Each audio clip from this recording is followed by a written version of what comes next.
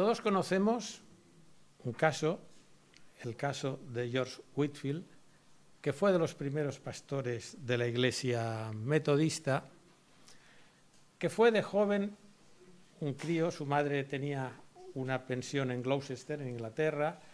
Él era un chico inquieto, él era un chico que iba al colegio, pero en el colegio, menos estudiar, lo hacía de todo. Y lo que le gustó fue apuntarse en el teatro. Él hacía las obras del teatro y además hacía muchas veces las obras, le gustaba hacerlas disfrazado de mujer. Los papeles humorísticos de mujer los hacía él. Bueno, pues este buen señor, este pastor metodista, conoció a Charles Wesley y lo hizo a raíz de un suicidio que George Whitefield vio y le fue a preguntar por qué pasaba esto. Tuvo una serie de conversaciones con Charles Wesley y Charles Wesley le dijo: toma este libro para que conozcas lo que es la verdadera religión. El libro se titulaba La vida de Dios en el alma del hombre, de Henry Scougal. Esto provocó un cambio radical en la vida de Whitefield.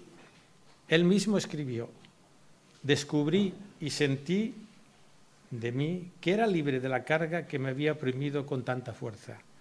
El espíritu de luto me había sido quitado y supe lo que era regocijarme verdaderamente en Dios mi Salvador. Después de una larga noche de abandono y de tentación, la estrella que antes había visto a la distancia comenzó a aparecer otra vez. La estrella de la mañana se levantó en mi corazón. Whitefield fue la antorcha que Dios utilizó para llevar la palabra de Dios a las colonias inglesas en América.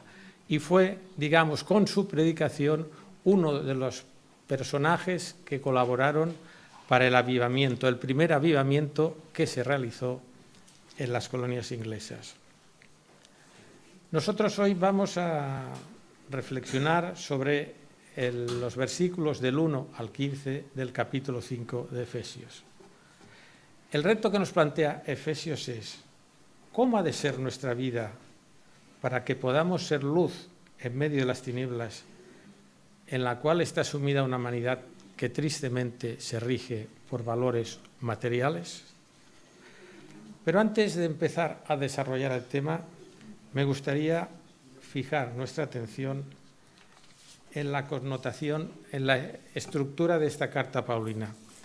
La carta a los Efesios se compone de 6 capítulos. Los 3 primeros son, digamos, consideraciones teológicas.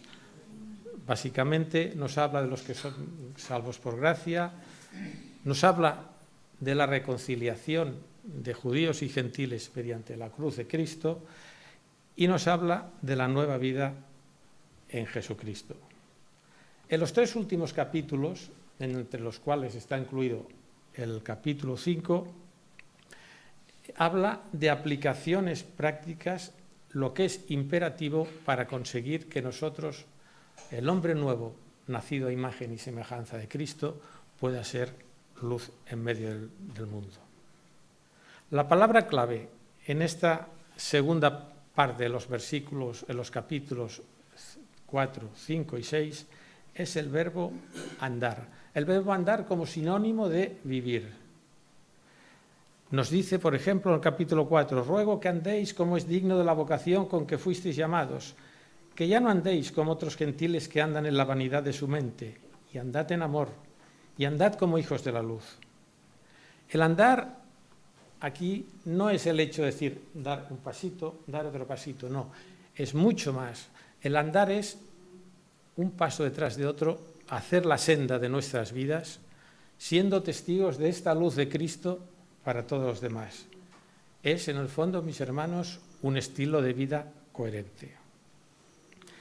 Es precisamente esta palabra andar hacia la Jerusalén celestial la que de alguna forma también el pueblo hebreo, cuando salió de la esclavitud de Egipto, caminó durante 40 años hasta la tierra prometida. Y hay una similitud entre la carta a los Efesios y el Antiguo Testamento. En esta carta a los Efesios, en la segunda parte, se nos invita a llevar nuestro camino, nuestra peregrinación hacia la Jerusalén celestial, porque hemos sido ya redimidos por la sangre de Cristo. En el Antiguo Testamento, el pueblo escogido salió de la esclavitud de Egipto para ir a la Jerusalén, a la tierra prometida. En el Evangelio de Mateo se nos dice, Jesucristo, nuestro Señor, dijo: no penséis que he venido a derogar o a abrogar la ley y los profetas, sino a darle su cumplimiento. El Nuevo Testamento es el cumplimiento total y absoluto del pacto, del antiguo pacto, del Antiguo Testamento. Y esta epístola a los Efesios es el cumplimiento de estos pactos. El apóstol nos lo pone mediante una serie de recomendaciones para que nosotros seamos luz en medio del mundo. El pasado domingo, supongo que todos os acordaréis, la predicación giró, que nos hizo nuestro pastor Rubén, la predicación giró en torno a no améis al mundo. Lo basó en los versículos 15 y 17 de la primera carta de Juan, el capítulo 2. Y en ella se nos exhortaba a no amar los valores del mundo, se nos habló de la condición de conseguir tal objetivo y se nos dio la razón por la cual debíamos hacerlo así. Hoy, en esta predicación, vamos a dar un pasito más. Vamos a hablar de los comportamientos a los cuales el mundo nos invita, pero a los cuales no debemos atenernos, y vamos a ver cómo podemos ser portadores de la luz de Cristo como único medio para poner en evidencia las tinieblas del pecado. Y esto lo haremos desarrollando 4 puntos. El primer punto será 2 actitudes en la vida del creyente, en nuestras vidas, para ser luz en medio de las tinieblas. El segundo punto, las consecuencias del pecado que impiden ser luz en medio de las tinieblas. El tercer punto, 6 manifestaciones del pecado que nos impiden ser luz en medio de las tinieblas. Y finalmente, el cuarto punto, el hombre nuevo, reflejo de Cristo para ser luz en medio de las tinieblas. Vamos con el primer punto. 2 actitudes en la vida del creyente para ser luz en medio de las tinieblas. Pablo inicia el capítulo 5 con esta palabra: sed pues imitadores de Cristo como hijos amados. El imperativo sed pues enlaza lo que Pablo ha expresado en los versículos anteriores, el 17 y 32 del capítulo 4, y hace referencia a cómo ha de ser la vida del hombre nuevo en Cristo y la forma de llevar a cabo tal propósito. Y para esto lo hace mediante 2 frases que son reflejo de las actitudes que nosotros debemos de tomar. La primera actitud surge como consecuencia del mandato expresado en dicha frase, donde el apóstol pone de manifiesto que Dios es nuestro Padre y nosotros somos hijos amados de Dios. Nosotros somos el objeto del amor paternal de Dios. Dios es el que rige nuestras vidas. Y como hijos amados de Dios, ¿qué quiere hacer un hijo? Vivir haciendo la voluntad de nuestro Padre Dios. La palabra imitar, nos ha dicho Pablo, sed pues imitadores de Cristo, tiene su origen, la palabra griega es mimetés, era la palabra que se utilizaba para los actores del mimo, que imitaban, hacían gestos para imitar una persona, una situación. Esta era la palabra que se utilizaba. Pero sin embargo aquí la palabra que utiliza Pablo, que es la misma, le quiere dar un énfasis diferente, un énfasis mucho más grande. Aquí este término, aparte de imitar, de decir imitar, sed imitadores de Cristo, va más allá y quiere indicar el expresar en uno mismo, en la carne misma, en los sentimientos, el carácter y el espíritu del modelo que hemos de imitar. Es decir, vivir, sentir y sufrir como Cristo sufrió. Así como un niño en su infancia, por ejemplo, pues el deseo es hacer la voluntad del Padre, imitar al Padre, cuando ya tienen 15 o 16 años ya la cosa cambia, entonces ya no quiere saber nada de esto. Pero bueno, cuando son pequeñitos y cuando son inocentes, pues de la misma forma, nosotros como hijos bien amados del Padre, nuestro mayor gozo es hacer la voluntad, hacer su voluntad. La segunda actitud que nos define Pablo para este primer punto viene definida por el imperativo del versículo 2. Andad en amor como Cristo también nos amó y se entregó por nosotros. Como hijos amados, imitando a Dios, la naturaleza nuestra, nuestro ser ha de ser el del amor. Dado que somos objeto del amor de Cristo y la razón de su muerte, debemos aprender a cómo andar en amor de forma habitual en nuestra vida. Pablo cita en este versículo 2 del amor de Cristo, que lo llevó a entregarse a sí mismo por nosotros como ofrenda y sacrificio en olor de santidad. La palabra olor, fragante olor de santidad, se encuentra también en el libro del Pentateuco y es muy utilizada para definir, para dar, para transmitir el mensaje que Dios dio a Moisés, dio a su pueblo, que todos los sacrificios tenían que ser sacrificios que llegaran por su santidad y su pureza en olor de fragancia a Dios. El segundo punto que vamos a tocar son las consecuencias del pecado que, desgraciadamente, estando inmersos en este mundo, muchas veces nos hace muy difícil llegar a ser luz en medio de las tinieblas. En los versículos que estamos estudiando hay 3 devastadoras. Digo devastadoras porque hemos de ser bien conscientes de que muchas veces quizá no valoramos o minusvaloramos los valores del mundo y cómo nos afectan en nuestras vidas. Hay tres situaciones o 3 consecuencias de estas devastadoras acciones del pecado en nuestras vidas. Son la pérdida de la vida de santidad, la pérdida de la santidad, el despertar la ira de Dios y la pérdida de la herencia divina. Vamos a verlas someramente. La pérdida de la vida de santidad. Tras las recomendaciones anteriores para llevar al término una vida según el modelo ideal, Jesucristo, y un comportamiento continuo en el amor, Pablo menciona varias actitudes y acciones que deben ser evitadas y que son precisamente las que nos llevan a esta situación de pecado.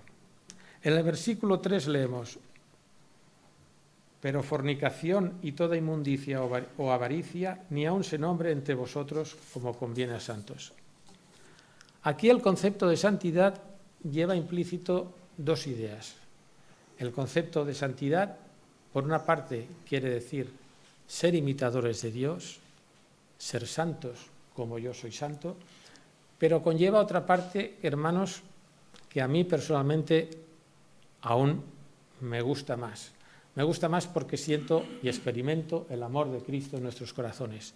Hemos sido apartados para Dios, por pura gracia, sin ningún mérito nuestro, no por hacer ni un acto pío, ni someternos a flagelaciones, ni sacrificios, no, sencillamente, por un puro acto de amor, Dios nos ha apartado como el pueblo santo suyo. Por lo tanto, hermanos, si hemos sido apartados por Dios, si somos el objeto de su amor, ¿cómo debemos actuar nosotros? Actitudes pecaminosas como las que cita Pablo aquí, por ejemplo, la fornicación, la inmundicia y la avaricia, van en contra de la santidad del cristiano, nuestra santidad, porque son una violación de su voluntad. Pero Pablo va más allá aún. Dice, ni aún deben ser mencionadas, no solamente caer en estas actitudes, sino que ni debemos mencionarlas. Está diciendo, Pablo nos está diciendo, les decía a los cristianos de Éfeso y nos dice a nosotros, que nadie debe observar nunca un comportamiento tal con los vicios que ha comentado antes, pero no solamente comentarlos, sino ni pensarlo. Por contra, desgraciadamente, en el mundo, y no solamente en la época, digamos, romana, donde se escribió la carta esta a los Efesios, sino en nuestro mundo actual, la inmundicia sexual y toda impureza o inmundicia y avaricia eran y siguen siendo moneda de curso, y además hasta socialmente incluso bien aceptado y en algunos casos incluso siendo motivo de gracia y un poco de ironía. La consecuencia de no observar esta pureza en santidad es la pérdida de la santidad. El segundo punto que como consecuencia del pecado nos impide o nos impediría ser luz del mundo es la ira divina. Es un efecto demoledor. Nos dice Pablo en el versículo 6: nadie os engañe con palabras vanas, porque de estas cosas viene la ira de Dios sobre los hijos de desobediencia. La ira de Dios, sobre todo, se nombra muchísimo en el Antiguo Testamento. Sale 613 veces. Esta ira divina no es la ira, digamos, humana, la ira, digamos, irracional del hombre, una ira que, digamos, el fruto de esta ira es la venganza, es la destrucción. No, la ira de Dios es muy diferente. La ira de Dios es una manifestación de que Dios desaprueba nuestro comportamiento. Cuando nosotros nos apartamos de sus sendas, cuando nosotros nos apartamos de sus mandamientos, Dios desaprueba nuestro comportamiento, y esta es la ira de Dios.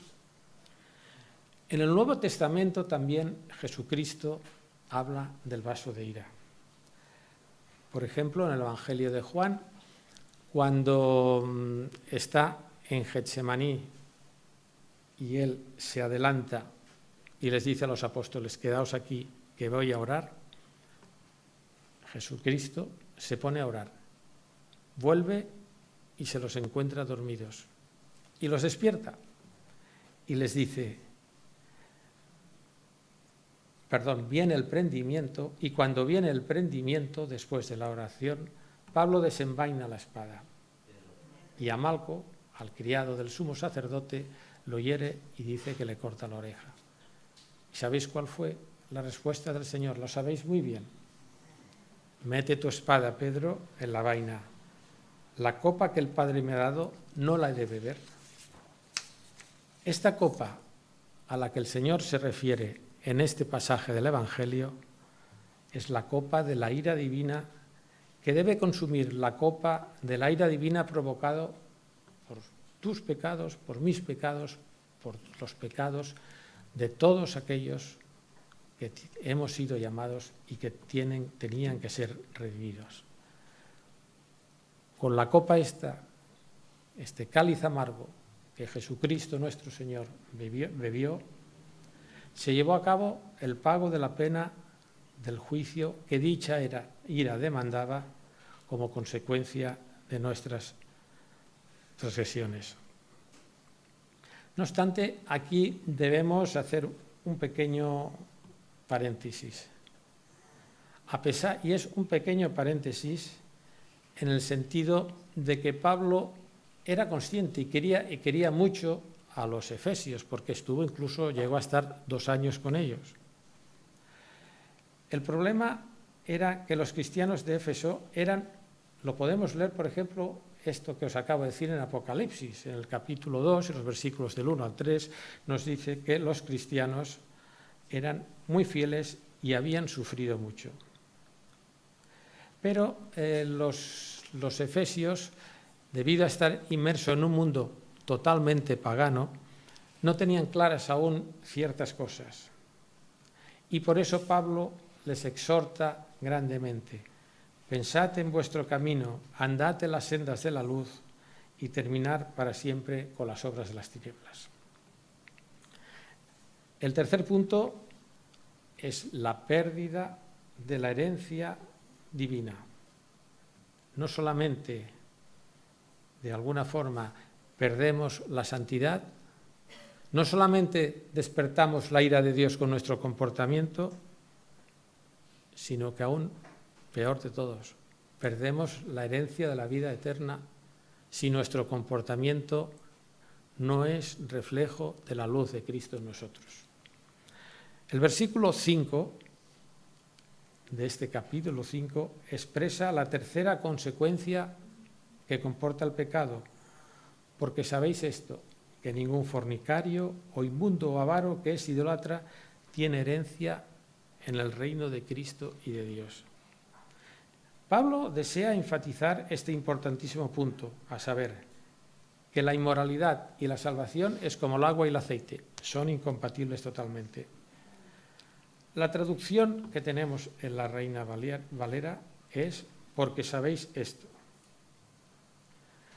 ¿Y cuál es el hecho del cual los efesios podían estar bien seguros? El hecho es que nadie que practique los pecados que ha mencionado Pablo tiene herencia alguna en el reino de Dios. Vamos a centrar ahora nuestra atención de la fornicación, de la avaricia, de la truanería o de la inmundicia. Vamos a centrar nuestra atención en uno de los pecados. Vamos a hablar sobre la avaricia. Cuando hablamos de una persona avara, todos recordamos la obra Shakespeare Shylock, hablamos pues del avaro aquel que tenía el dinero y le contaba, pero es que el concepto para Pablo de avaricia es mucho más grande. Hemos leído hoy, nos han leído, precisamente en Colosenses, Carlos, el hermano Carlos nos lo ha leído, que haced morir por lo terrenal en vosotros fornicación, impureza, pasiones desordenadas, malos deseos y avaricia, que es idolatría. La persona que es idólatra está cambiando el objetivo central de su existencia. ¿Cuál es el objetivo de nuestra existencia? Dios y dar gloria a Dios, ser fiel reflejo de Él. Y el avaro, el idólatra, lo que está buscando son sus objetivos personales. Tal vez acaparar muchas riquezas, tal vez pues tener un negocio que sea impresionante, tal vez tener 4 yates, tal vez tener 20 coches, que yo para mí pienso, no va a poder estar en los 4 yates a la vez, no va a poder utilizar los 4 coches a la vez, no va a poder disfrutar de las 20 mansiones a la vez. Pero ese es el idólatra, ese es lo que concretamente Pablo está condenando. Aunque la condición moral y espiritual, ya hemos dicho, de los efesios eran buena gente, según hemos visto que en Apocalipsis nos lo decía, no tenían, en algunos aspectos, muy claras las ideas. Da la impresión de que todavía necesitaban pulirse en algunos aspectos. Y esto es precisamente lo que está haciendo Pablo en esta carta.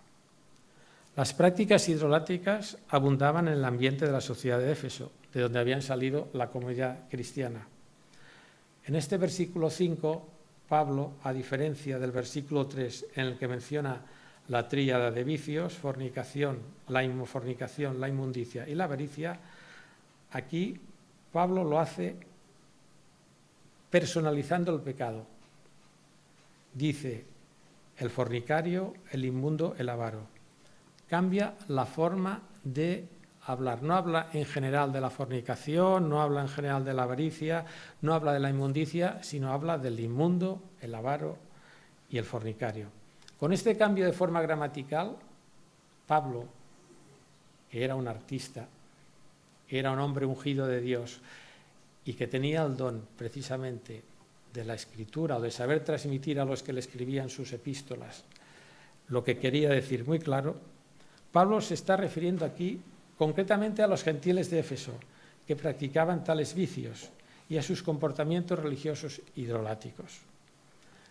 Yo no sé si sabéis, pero por ejemplo, el templo de Diana, que fue destruido totalmente en Éfeso, había también prostitución sagrada. Bueno, pues la prostitución sagrada eran jóvenes que se dedicaban a ser sacerdotisas y que ofrecían, digamos, el placer que podían experimentar en la prostitución como un acto de gracias a sus deidades por lo que se habían provisto.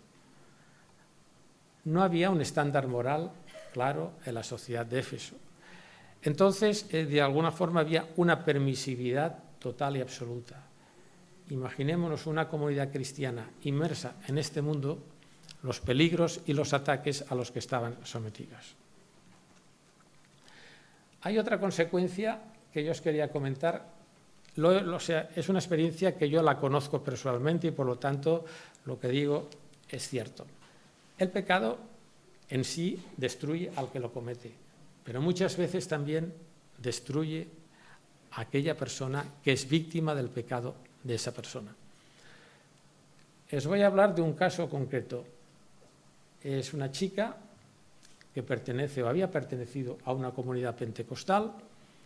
Era una chica normal, pero de pequeña había sufrido abusos sexuales. Esta chica iba a este grupo, pero esta chica empezó a beber. Alguna vez algún hermano la había tenido que coger y se la había tenido que llevar a su casa porque estaba como una cuba. Esta chica concretamente tenía su trabajo, era digamos, una persona de un ministerio de música que tocaba la guitarra y cantaba divinamente bien, tenía una voz preciosa, pero esta chica tenía detrás las lacras del pecado de otra persona. Esta chica dejó su trabajo, esta chica se marchó de la ciudad donde trabajaba, esta chica tuvo experiencias homosexuales, esta muchacha hizo el paripé de un matrimonio con otra chica y esta chica actualmente está perdida. Las consecuencias del pecado de alguien que me parece, yo no lo sé, pero sospechamos o sospecho que es del entorno familiar, la ha llevado a la perdición. Hemos intentado, y yo a través de una amiga, hemos intentado contactar con ella. ¿Sabéis lo que me dice? Muchas gracias, pero no me podéis ver. ¿Y sabéis por lo que no se le puede ver? Porque bebe mucha cerveza. La chica se ha abandonado totalmente, se ha juntado con otra pareja, que es igual que ella, y bebe mucha cerveza. Y está impresionante y hasta le da vergüenza que la veamos. ¿Y sabéis dónde ha focalizado su cariño? En dos perritos. Triste, ¿verdad, hermanos? Las consecuencias del pecado, no solamente en la persona que lo hace, sino a las personas a las que lo transmite. Pensemos un poco en la gravedad del pecado. Vamos ahora a ver 6 manifestaciones del pecado que no dejan ser luz en medio de las tinieblas. En los versículos 3 y 4, Pablo lanza una advertencia mencionando 6 manifestaciones del pecado que acechaban a los creyentes de Éfeso, por ser moneda de curso, era cosa habitual entre ellos. El primero de ellos es el término fornicación. Es una expresión que describe la inmoralidad en sus formas más bajas y degradantes. Por lo general se utilizaba para señalar la forma de conducta en las que se refugiaban los gentiles para dar rienda suelta a sus pervertidos sentimientos. En la sociedad greco-romana no había un estándar de moral. Cada uno, digamos, pues hacía lo que quería y todo era bien visto y por lo tanto cualquier tipo de perversión, de degradación, estaba bien visto. Pero esto para un judío era motivo de escándalo. En la Mishnah, que es, digamos, la ley de Dios, pero ya pormenorizada y clasificada, incluso se llegaba a decir que nunca una mujer podía verse a solas con un gentil, porque había el peligro de que se propasaran sexualmente. Para el judío, la fornicación era impensable, era motivo de escándalo. No es de extrañar que la segunda manifestación del pecado, la inmundicia, que enfatiza Pablo, quiere decir la inmundicia, lo opuesto a lo puro, a lo santo. En otras palabras, la impureza. Y debido a esto, que representaba lo opuesto a lo santo, a la santidad de Dios, era también un pecado totalmente prohibido y al mismo nivel que la fornicación. Aunque bajo el antiguo pacto se utilizaba para referirse a distintas clases de pureza ritual, Jesucristo apunta hacia un tema mucho más profundo de la impureza: la corrupción en los corazones de los hombres que los vuelven impuros. Hay muchos pensamientos y comportamientos que se consideran impuros bajo el nuevo pacto, pero uno de ellos era la inmoralidad sexual. Lo que sí nos sorprende de estos tres vicios que hemos visto es la avaricia, esta tercera forma de manifestación del pecado. Y Pablo le atribuye la misma gravedad que a la fornicación y que a la impureza. Esto nos pone una cosa de manifiesto, que para Dios no hay categorías de pecados. Hay pecado o hay pureza y hay santidad. La avaricia es la avidez de satisfacer algo de una forma descontrolada. Y es así como se convierte en un deseo insaciable que hace que las personas, para conseguir cualquier objetivo, pasen por encima de todos y de todo. Y esto, mis hermanos, Pablo lo condena, porque él transmite la voluntad de Dios a través de su palabra. Las otras tres manifestaciones del pecado contra lo que Pablo advierte en su epístola no hacen referencia a actos en sí, sino hacen referencia a verbalizaciones, hacen referencia a una forma de comunicarse los unos con los otros de una forma insana. Las palabras deshonestas que nos menciona Pablo están relacionadas con lo obsceno, sucio y vergonzoso. Incluyen todo tipo de lenguaje procaz, soez, obsceno, fruto de mentes depravadas, capaz de avergonzar tanto al que lo utiliza como al que lo escucha. Las necedades definen la conversación insípida, sosa, tonta, que muchas veces lo que se hace es cambias una palabra, un sentido, para hacer una gracieta. Esto, hermanos, como cristianos y seguidores del Señor, también debemos estar alertas. Finalmente, el apóstol habla de truhanerías. ¿Qué se entiende por truhanería? Chabacanería, grosería o vulgaridades. Aristóteles, el gran Aristóteles, decía que para, digamos, una conversación amena, pues bueno, no estaba mal hacer alguna vulgaridad, algún chiste chabacano, porque daba amenidad a la conversación. Sin embargo, la palabra truhanería se deriva del término griego darle giro a una expresión y viene a definir lo que una palabra tú dices, pero que muchas veces tienen un doble sentido y entonces se le da la vuelta a la frase y lo que estás diciendo es lo que no quieres decir, pero que se deja ir de una forma, digamos, indirecta. Tras mencionar estas manifestaciones del pecado, Pablo nos da una solución. Dice, bueno, no debéis hacer esto, pero ¿qué debéis hacer? Y nos habla precisamente en el versículo 4, al final. Lo que debéis hacer es dar acciones de gracias a Dios. Lo dice así Pablo, antes bien, es decir, en contrapartida a la fornicación, a la inmundicia y a la truhanería, acciones de gracias.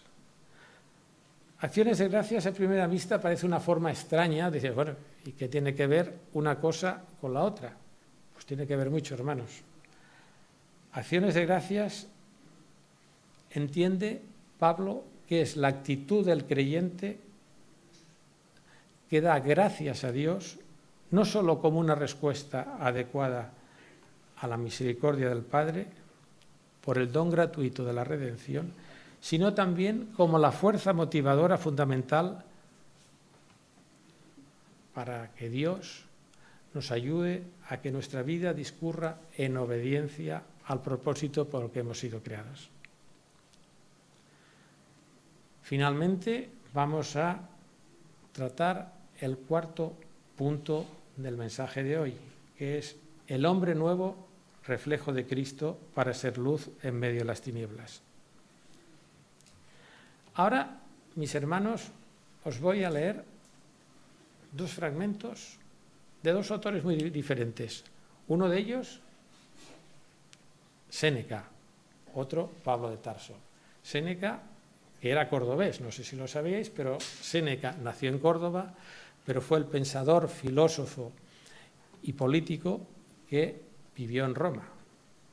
Séneca, hablando referente a cómo el hombre puede renovarse, cómo puede conocerse a sí mismo, escribe.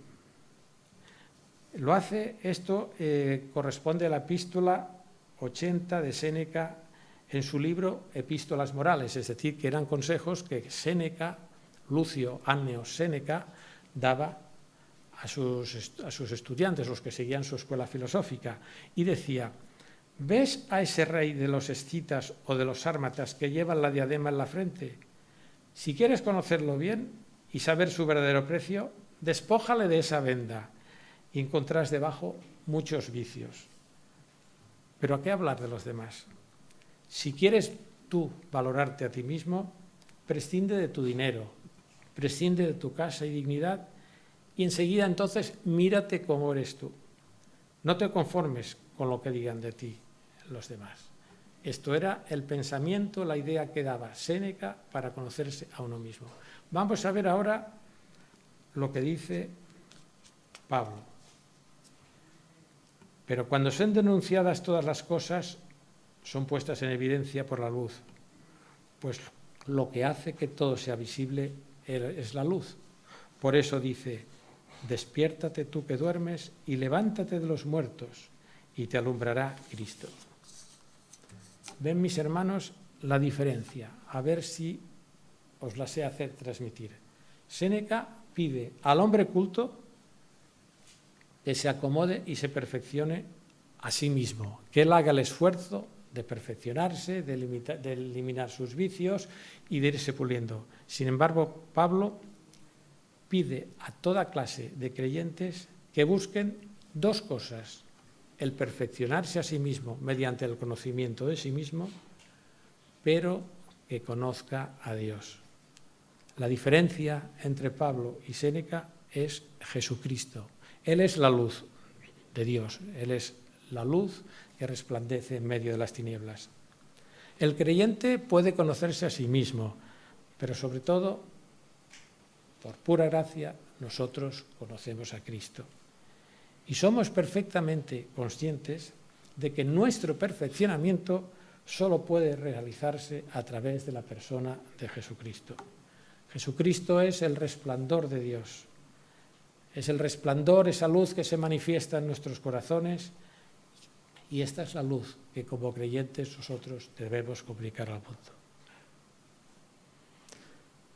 El versículo 8 nos dice Pablo: porque en otro tiempo erais tinieblas, mas ahora sois luz en el Señor. Andar como hijos de la luz. Notemos que aquí Pablo no dice estabais en tinieblas, sino dice erais tinieblas. Sutil diferencia del tiempo verbal. Se lo decía a los efesios: eran tinieblas, eran pecado. Además de vivir en las tinieblas del pecado, antes de su conversión, el mismo pueblo era tinieblas. Hay una obra, supongo que la habéis visto igual, se ha pasado también al celuloide, de Oscar Wilde, El retrato de Dorian Gray. Es una novela en la cual un apuesto joven pues pacta con el diablo, y con tal de conseguir riquezas, mujeres, placeres en la vida, hace un pacto con el diablo. Y entonces él tiene un retrato, un dibujo, que es él, joven, apuesto, rubio y bien. Y hace un pacto con el diablo. El diablo le pinta este cuadro y dice: yo te doy este cuadro. El cuadro este lo tiene tapado. Y Dorian Gray empieza su vida de depravación, de pecado, de degradación. Llega un día y abre el cuadro y vi que la imagen joven y guapa de Dorian Gray empezaba a envejecer, empezaba a degradarse. Pero no hizo caso, lo volvió a tapar el cuadro y continuó su vida de depravación y todo. Al final abre el cuadro y aquel cuadro era una imagen putrefacta de lo que era Dorian Gray. Dorian Gray estaba viviendo las tinieblas de Satanás, estaba viviendo en esas tinieblas de pecado, la cual Pablo estaba exhortando a los filipenses y nos exhorta a nosotros para salir de ellas, para huir rápido. Nosotros hemos de ser un retrato, pero un retrato vivo de Jesucristo. Hemos de ser la luz del Señor reflejada en nosotros. Jesucristo es el que va retocando nuestro cuadro, pero así como Satanás fue retocando el cuadro de Dorian Gray cada vez más degradado, más viejo, más casi una imagen desagradable, Jesucristo, con su gracia, con su luz, va transformando nuestra imagen a imagen y semejanza suya.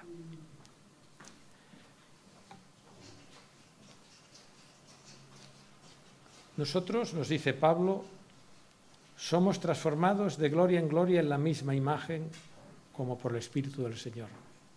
Esa imagen que nos dice en Corintios es la imagen que nosotros como creyentes hemos de implorar al Señor que nos la vaya haciendo crecer y transformar.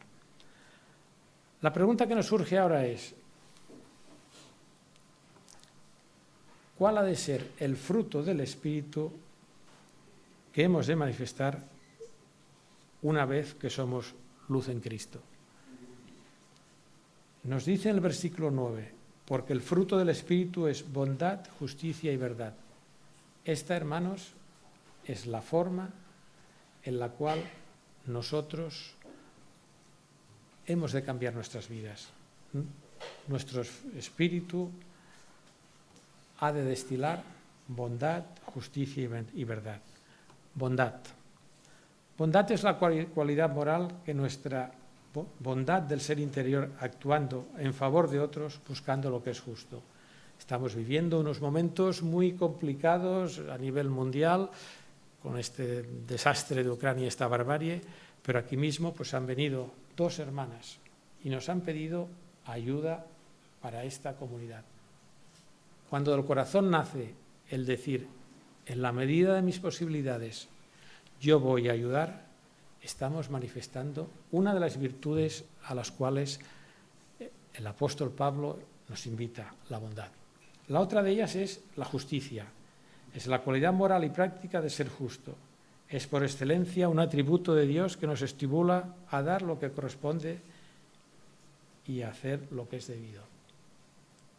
Pensemos, hermanos, las veces que quizá no valoramos a otra persona, las veces que, y hablo por mí mismo también, las veces que en algún momento la oración de aquella persona parece vacía, o aquel hermano que tiene esta manía, no estoy siendo justo, no estoy manifestando la justicia de Dios hacia los demás hermanos.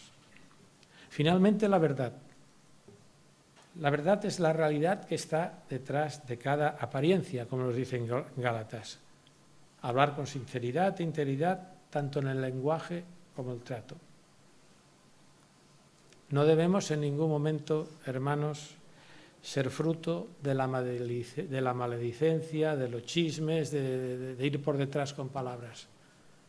Como dice el apóstol Santiago, que vuestro sí sea un sí y que vuestro no sea un no.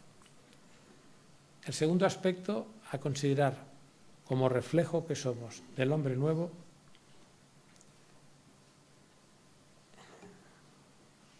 es la exhortación que nos hace, la grave exhortación que nos hace el apóstol Pablo en el versículo 14, para que los creyentes de Éfeso y nosotros dejemos de participar en este estilo de vida de comportamiento pecaminoso. Y lo hace mediante un himno cristiano pequeñito que se encuentra ya en el capítulo 14, precioso. No se sabe exactamente este himno cristiano, su origen. Parece ser que proviene de Isaías, de unos fragmentos de Isaías, del capítulo, me parece que era 50, sobre todo de la Septuaginta, pero que Pablo lo atribuye a Dios. Dice: despiértate tú que duermes, y levántate de entre los muertos, y Cristo resplandecerá en ti. Esta proposición, hermanos, despiértate tú que duermes, refleja la enseñanza de Jesús a sus discípulos y de la confianza que debemos de tener nosotros y el estar alerta siempre frente a la adversidad, frente al pecado, frente a la maldad que puede habitar en nosotros. Estaban en el huerto, estaban en Getsemaní. Jesús se adelantó unos metros para ir a orar y dijo: quedaros aquí. Pero el mismo Jesús, cuando volvió, vio que los apóstoles se habían dormido. No hubo ira, no hubo reprensión, hubo cariño y amor. Y les dijo: velad y orad para que no entréis en tentación. El espíritu está dispuesto, mas la carne es débil. Lo que pretende Pablo con este llamamiento es que aquellos cristianos y nosotros también, si tenemos ciertos patrones de comportamientos pecaminosos, cambiemos de actitud. Que seamos conscientes de nuestra actitud como hijos de Dios, como hombres nuevos, nacidos a una nueva vida, de ser reflejo de la luz de Cristo a todos los demás. La pregunta es, hermanos, estamos en estos momentos viviendo situaciones muy difíciles. Estamos viendo que están masacrando a personas inocentes, están bombardeando hospitales, están incluso atacando pasillos humanitarios para matar a gente. Están atacando sin razón a un país que vivía en paz, que vivía tranquilamente, lo están destrozando. Pero sin embargo, hermanos, nosotros, esta frase debe de resonar en nuestros corazones, en nuestro espíritu. Despiértate tú que duermes y levántate de entre los muertos, y Cristo resplandecerá sobre ti. Sí, hermanos, debemos sentir, vivir como hijos de Dios. Debemos sentir el pecado, la injusticia, sí, pero debemos también ayudar a esta gente que está sufriendo. Si Cristo dio su vida por nosotros de una forma totalmente gratuita y sin merecerlo, ¿qué no puedo hacer yo para ayudar a esta gente que está sufriendo? No solamente de Ucrania, a lo mejor la tengo al lado de casa, a lo mejor la tengo en un vecino, a lo mejor la tengo en otro hermano. Ser siempre, hermanos, luz de Cristo en medio de la oscuridad. La luz vino al mundo y las tinieblas no lo recibieron. Pero nosotros hemos recibido la luz de Cristo, nosotros somos la luz de Cristo y nosotros tenemos el deber de manifestarla al mundo con mi comportamiento, con mi forma de ser, con mi forma de pensar. Que este sea, hermanos, y este sería mi ilusión, que fuera un poco la idea de este mensaje que hemos hecho. Ser luz del mundo en medio de las tinieblas. Que Dios les bendiga, hermanos.